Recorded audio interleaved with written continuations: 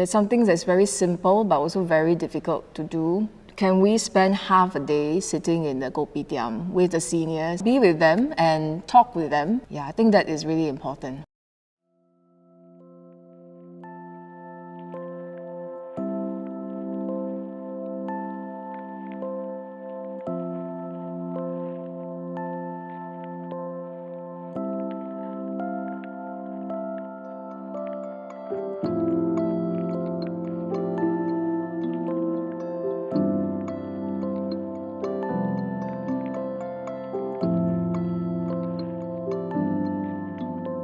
Hi, I'm Shiyun. I'm the creative director of Three Pumpkins. Three Pumpkins is a community arts company.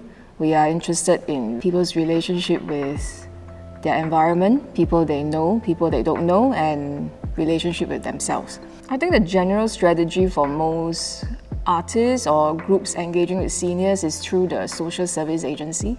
So it's through it could be the Family Service Centre, it could be the Senior Activity Centre. For us, it's a little bit different. We tend to hang out in public spaces, so like in the kopitiam, or in the parks. Before circuit breaker happened, they were actually quite well taken care of. So they go to this Senior Activity Centre every day where there's programs, there's food for them. But what happens when this form of social life is disrupted? Before circuit breaker, actually, there was a cluster forming at Lingkok Baru, and the seniors were not allowed to go to their Senior Activity Centre anymore. So the social isolation was very real, and one of the things that I thought we could do something about is to close a certain language gap. In our engagement, we realized it's actually not difficult to engage children and seniors because they have a lot of time and they like to connect. And actually our seniors are very adaptable. They can learn very fast. Also, they have a time to learn.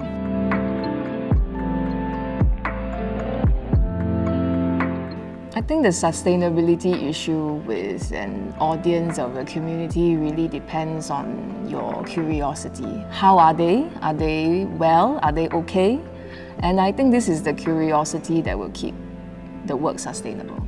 What are the popular culture that define that era? And go back to that. Study that. So I guess in engaging the senior is not only studying them in the present, but also what was the history like? Where did they come from?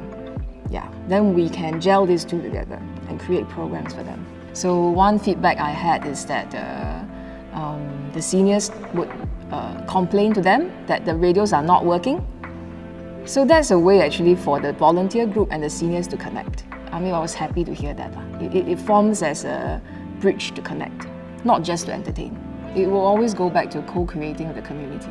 I think to involve the community is a very important part of this social practice, so that the impact, the learnings and the generation of knowledge really reside with the community and not just totally with the artists.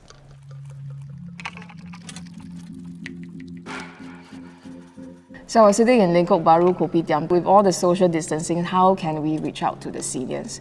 And then thinking back in the older days, how were mass communication done? It's basically through radio. So radio is a very familiar device for the seniors, or I guess what we call podcast now. But at the same time, I think is to engage the younger generation. So it's not just to engage the seniors and keep them entertained, but also how do we encourage the younger generation to be empathetic and to connect with the older generation. We had to devise a format which has the physical analog format, which is a portable radio that we give out to the seniors. And then there's another output which is online, like a video podcast. So our program was designed in various dialects, Malay and Tamil, so that we can connect with the seniors more directly. So we focus on creating an artistic content, whereas there's a ground-up group called Audible Cheer, was fundraising for the radios. And then, of course, there's a social service agency, the Senior Activity Centres, who has a direct connection with the seniors. They are able to visit them one by one. So these three partnerships work together. The artists, the ground-up, and then the social service agency, in order to deliver this content to the seniors.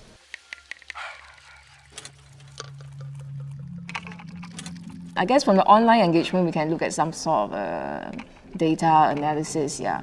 Commonly for community arts, community engagement, you will be able to engage the female more. And this is something that we also found out from the community hospitals. The male patients were more receptive to using digital format than the female audience, yeah. So data may tell us something, but they also will not tell us a full story.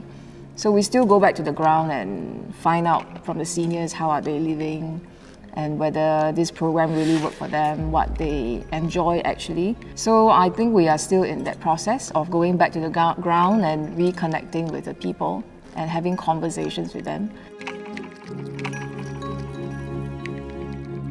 The difficulty is how to engage the middle-aged, busy people and youth. So how within a very small team or with limited resources are you able to make the most out of it? I think for me it's more of picking up observational skills. Artists are basically good observers. I think it is to really observe how things are changing, how people are adapting and having important insights into how everyone is responding.